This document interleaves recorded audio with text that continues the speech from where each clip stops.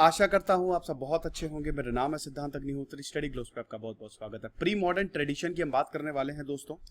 तो बहुत important lecture है हिस्टोग्राफी का। अब हम प्री मॉडर्न ट्रेडिशन हिस्टोग्राफी में कवर करेंगे। तो इसमें बेसिकली हम बात करेंगे सबसे पहला ग्रेको रोमन ट्रेडिशन, फिर चाइना और उसके बाद भारत। देखिए ग्रीस, अरे किधर चला गया यार, हाँ ये ग्रीस, चाइना, इंडिया और रोम। भैया यहां पे हिस्टोग्राफी की बात करें तो सोर्सेस के भंडार हमको मिलते हैं। अगर हम अर्ली सिविलाइजेशन की बात करें तो ग्रीक सिविलाइजेशन मतलब ग्रीक एम्पायर एक ऐसा एम्पायर था जो बहुत इंटेलेक्चुअल था। शुरुआत में जितने बड़े बड़े फिलोसफर हो गए जो हिस्ट्री, वो सब यहीं से निकले। भैया फादर ऑफ हिस्ट्री किसको बोला जाता है? फादर ऑफ हिस्ट्री हेरोडोटस को बोला जाता है। सोक्रेट्स जो सबसे पहले फिलोसफर, वो भी यहां से निकले। आज से 2500 साल पहले की बात हो रही है। तो हम ग्रीस और रोमन के ट्रेडिशंस की बात करेंगे। प्री मॉडर्न ट्रेडिशंस हम देखेंगे। ट्विटर पे मैं आ गया हूं, ये रही मेरी आईडी। इसकी पीडीएफ आपको हमारे टेलीग्राम चैनल पे मिल जाएगी, तो जरूर सब्सक्राइब करें। दोस्तों हिस्टोग्राफी में हमने पहला मॉड्यूल तो खत्म किया, मतलब पहला मॉड्यूल क्या, पहली किताब हमने खत्म की। टोटल 8 बुक्स हैं। अब देखिए इसमें हम 3 चैप्टर्स पढ़ेंगे। एक है ग्रेको रोमन ट्रेडिशंस, फिर है चाइनीज, फिर है अर्ली इंडिया ट्रेडिशंस। मतलब हिस्टोग्राफी, यहां पे हिस्ट्री कैसे लिखी गई है, कौन कौन से राइटर्स, क्या स्टाइल था, किसको देख के लिखी गई है। तो अब चाहूं तो वैसे बहुत छोटे छोटे चैप्टर्स हैं, मैं एक में ही खत्म कर सकता हूं, लेकिन मैं अलग अलग पढ़ाऊंगा क्योंकि उससे आपकी क्लियरिटी जो कंसेप्ट की है वो बनी रहेगी। तो फिलहाल हम पहले आज देखेंगे ग्रेको रोमन, कल चाइनीज और परसों इंडिया। तो दोस्तों अगर हम बात करते हैं ग्रेको रोमन ट्रेडिशंस की, तो 4 हिस्टोरियंस बहुत इंपॉर्टेंट है। ठीक है, किताब की अगर बात करें तो 4 हिस्टोरियंस को इन्होंने चुना है। हेरोडोटस को तो फादर ऑफ हिस्ट्री बोला ही जाता है। फिर थियोसाइडस ये है, ये ग्रीक हिस्टोरियंस है। ग्रीस आपको पता ही है यूरोप में है, साउथ में आता है, चारों तरफ से आर्कीपेलगो है, चारों तरफ से समुद्र से घिरा है, वो बहुत ही इंपॉर्टेंट है। और जहां समुद्र वहां पे समृद्धि होगी ही होगी। दूसरे रोम के लिए हैं लिवी और टैसिटस। याद रखिएगा इनके टाइम अलग अलग है। हेरोडोटस की बात करें, थ्यूसाइडिड्स की बात करें, ये 2500 साल पहले जिंदा थे। लेकिन लिवी और टैसिटस जो है रोम, जिन्होंने रोमन हिस्ट्री लिखी, ऑगस्टस के बारे में इन्होंने लिखा। देखिए रोमन एम्पायर के बारे में हमको बहुत अच्छे ट्रेडिशंस मिलते हैं, क्योंकि दोस्तों रोमन एम्पायर में बहुत सारे राइटर्स हैं। ढेर सारे राइटर्स ने रोमन एम्पायर के बारे में बताया है, और ग्रीक एम्पायर के बारे में भी। आज जो हमको पता चलता है, आज आप डॉक्यूमेंट्रीज देखते हैं, आज आप 300 मूवी देखते हैं, उसमें भी ग्रीक एम्पायर का ही तो बताया गया है। वो सब हमको इसीलिए पता चलता है क्योंकि हेरोडोटस ने लिखा। तो दोस्तों हेरोडोटस की बात करें तो ये बहुत इंपॉर्टेंट थे। ठीक है, और इन्होंने हेरोडोटस, पहले हम ग्रीक की बात करते हैं, दोनों ही हेरोडोटस और थ्यूसाइडिड्स ने, दोनों ही ने ग्रीक एम्पायर के बारे में बहुत अच्छे से समझाया। वहीं लिवी और टैसिटस की बात करें तो इन्होंने रोमन एम्पायर के बारे में बताया। ठीक है, हेरोडोटस जो है वो 5th सेंचुरी बीसीई, मतलब आज से 2500 साल पहले हेरोडोटस और थियोसाइडस रहते थे ग्रीक में। अमीर थे, अमीर परिवार में जन्म हुआ। याद रखिएगा जितने फिलोसफर, जितने भी ग्रीक की अगर बात करें तो उसमें क्लास डिवीजन था। तो कितने भी आप टैलेंटेड हो, लेकिन अगर आप लोअर क्लास में, मिडीज जिनको बोला जाता था, ग्रीक एम्पायर और रोमन एम्पायर पे मेरा पूरा सेपरेट वीडियो आप देख लीजिएगा। अगर आपका जन्म रोमन एम्पायर में हुआ, मतलब अगर आपका जन्म लोअर क्लास में हुआ है, तो आपको कोई राइट्स नहीं। तो हेरोडोटस भी अमीर थे, लेकिन वहां के जो राजा थे हेरोडोटस की फैमिली की, थोड़े डिस्प्यूट चलते रहते थे। और ग्रीस उस समय डेमोक्रेसी थी। डेमोक्रेसी का मतलब क्या है कि वहां पे कोई राजा महाराजा नहीं था ग्रीस में। ग्रीक एम्पायर में और रोमन एम्पायर में भी, रोमन एम्पायर जो है वो 27 बीसी में रोमन एम्पायर की स्थापना हुई, जब ऑगस्टस आए। जब ऑक्टेवियन सीजर ने, जो यहां पे आपके जूलियस सीजर के भांजे थे, उन्होंने जब सत्ता हथियाई, रोमन एम्पायर देखिएगा उसमें मैंने सब बताया है, बहुत अच्छे से बताया है। तब जाके रोमन एम्पायर की शुरुआत हुई है, तब जाके रोमन एम्पायर की स्थापना, वरना उससे पहले वो भी डेमोक्रेसी था। डेमोक्रेसी मतलब यह है कि कोई राजा महाराजा रूल नहीं करता था, लीडर्स होते थे, लोग, एक काउंसिल होती थी बकायदा, और लोग वहां पे चुन के आते थे। आप समझ रहे हैं। हेरोडोटस की बात करें तो इनका जन्म 484 बीसी में, ऐसा मोस्ट प्रोबेबली है। वैसे हम, हेरोडोटस ने अपनी ऑटोबायोग्राफी नहीं लिखी, लेकिन मोस्ट हिस्टोरियंस का यही मानना है कि इनका जन्म 484 में और 425 बीसी में इनका देहांत हुआ। अब हेरोडोटस जो है वो हर जगह घूमे, ग्रीस में तो पूरा घुमा ही घुमा उन्होंने, साथ ही साथ वो पैलेस्तीन गए, सीरिया गए, इजिप्ट गए, बेबीलोन गए, वेस्ट एशिया गए, ठीक है, अफ्रीका घूमे, नॉर्थ अफ्रीका में हर जगह गए। हेरोडोटस ने जबरदस्त ट्रैवल किया, इसीलिए इतना कुछ जुटा पाए वो। हेरोडोटस से पहले हिस्ट्री कैसे लिखी जाती थी? खाली फैक्ट्स, उनका कोई एक्सप्लेनेशन नहीं। हेरोडोटस ने पहला डॉक्यूमेंटेड वर्जन लिखा है, आप समझ रहे हैं?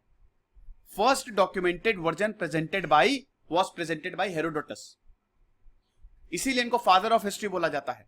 हालांकि हेरोडोटस पे काफी विवाद भी हैं, बहुत बड़ा चढ़ा के लिखा है, ठीक है, और कुछ इन्होंने नहीं समझा वॉर के अलावा, लेकिन हेरोडोटस ने पहला डॉक्यूमेंटेड वर्जन एक एक घटना का बहुत विस्तार से वर्णन किया है।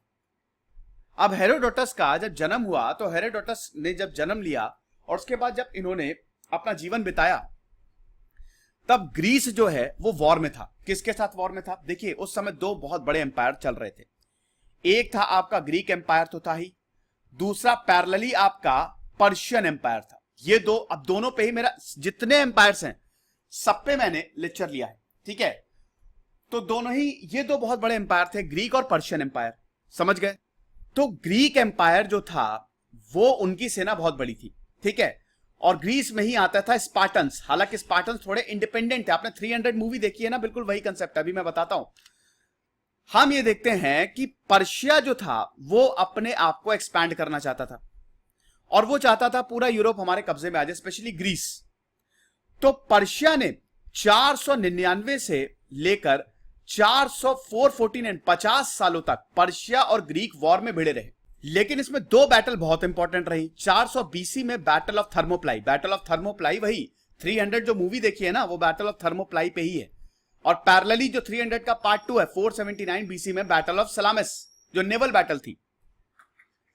पर्शिया ने ग्रीस को हराने की बहुत कोशिश की, पर्शिया ने पुरजोर कोशिश की, लेकिन ग्रीस को हरा ही नहीं पाए वो।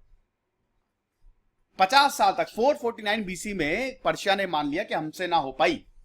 अब इसी समय हेरोडोटस थे, तो हेरोडोटस ने जो देखा वो लिखा, इसीलिए हेरोडोटस का जो वर्जन है वो बहुत ही ऑथेंटिक माना जाता है। थियोसाइडस का क्या? थियोसाइडस का भी यही है। थियोसाइडस का जन्म हालांकि हेरोडोटस के बाद में हुआ था। हेरोडोटस का सेलिब्रिटी स्टेटस था, वो जहां जाते थे वहां पर इनको एज अ सेलिब्रिटी ट्रीट किया जाता था। आंखों देखा वर्जन जो वॉर में हो रहा था वो इन्होंने बताया है। फिर थियोसाइडस है, थियोसाइडस 460 कॉमन एरा में इनका जन्म हुआ, ठीक है, और इन्होंने भी बहुत बहुत कुछ लिखा। इन्होंने पेलोपोनेसियन वॉर के बारे में लिखा, जो कि एथेंस और स्पार्टा के बीच में था। भैया, स्पार्टा भी अपनी आजादी के लिए लड़ रहा था, लेकिन ग्रीस बोल रहा था तुमको आजादी ना देंगे हम, दोनों की लड़ाई हो गई, ठीक है। तो ये दो बहुत बहुत इंपॉर्टेंट है। फिर सोक्रेट्स आए, फिलोसोफर सोक्रेट्स तो बहुत ही महान, ग्रीस के सबसे महान फिलोसोफर थे। सोक्रेट्स ने तो ये बोला था, अच्छा मुझे एक बात बताइए, सोक्रेट्स का एक सेंटेंस था कि डेमोक्रेसी जो है वो पूरी तरीके से सही नहीं होती, वो डेमोक्रेसी के बहुत ज्यादा फेवर में नहीं थे।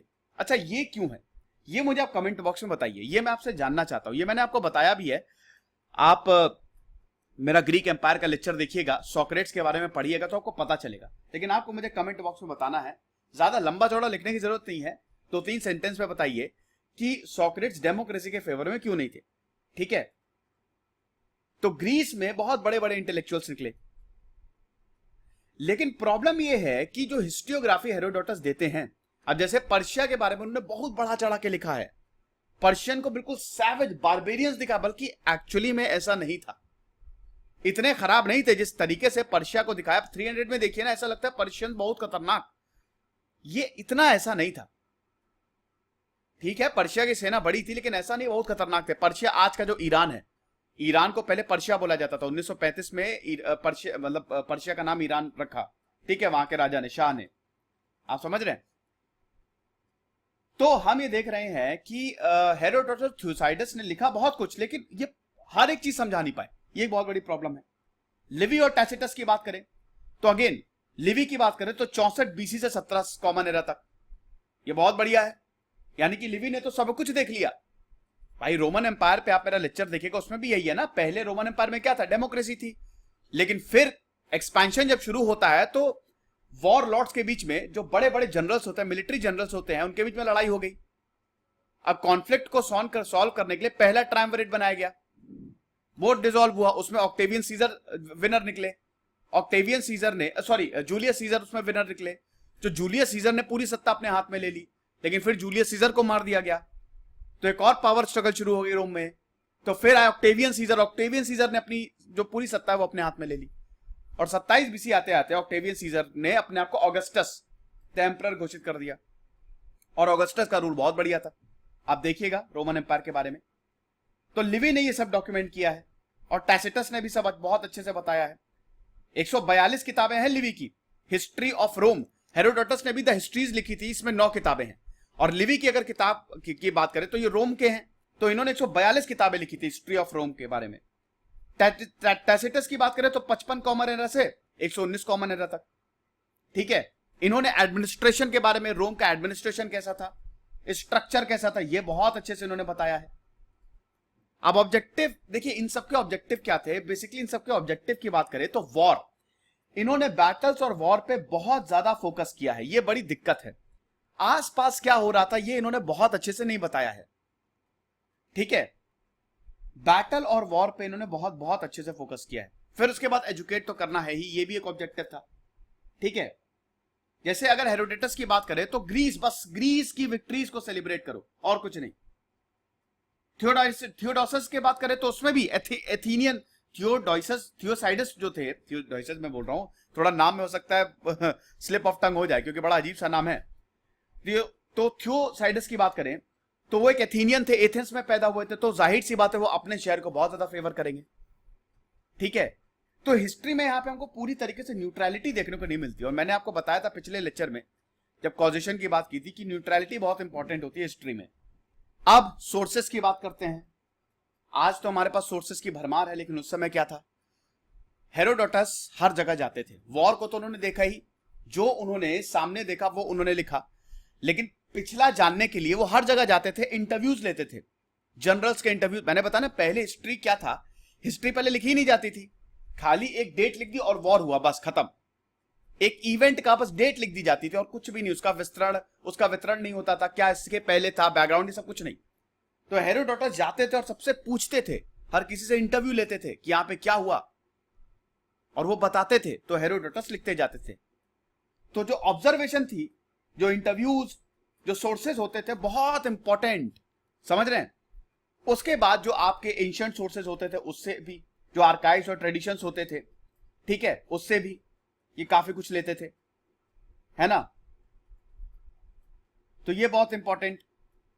फोक ट्रेडिशंस बहुत होता था, आज भी फोक जो आप देखेंगे, लोक मान्यताएं, लोकगीत, नाटक, जो उनकी हिस्ट्री को, उनके ट्रेडिशन को बताते हैं, ट्राइब्स में बहुत ज्यादा होता है। नॉर्थ ईस्ट चले जाइए, वहां पे आपको फोक म्यूजिक, फोक डांसेस, ये सब मिलेगा। तो वहां पे भी क्या होता था, जब पुराने जमाने की अगर बात करें तो फोक ट्रेडिशंस, जो लोक मान्यताएं थी, उन सब पे बहुत ज्यादा रिलाई किया जाता था। फिर दोस्तों स्टाइल क्या होती थी, स्टाइल बेसिकली देखिए, ये जो ऑथर्स थे ना, उस समय लिटरेट ऑडियंस के लिए लिखते थे, एलीट ऑडियंस के लिए लिखते थे। हेरोडोटस ने ये सारी चीजें बहुत अमीर लोगों के लिए लिखी, बड़े बड़े लोगों के लिए लिखी, ओरली भी इसको बताई जाती थी, लेकिन बेसिकली जो स्टाइल होता था वो इस तरीके से होता था कि एलीट ऑडियंस के लिए, लिटरेट, जो पढ़े लिखे लोग होते हैं। और ग्रीस में पढ़ाई तो बहुत बढ़िया थी, ग्रीस इंटेलेक्चुअल सेंटर था। ये लेक्चर था दोस्तों, आई होप आपको समझ में आया होगा। बहुत ही सिंपल, बहुत ही आसान, कोई दिक्कत नहीं है, छोटा सा चैप्टर। खुश रहिए, पढ़ते रहिए। दिस इज सिद्धांत अग्निहोत्री साइनिंग ऑफ।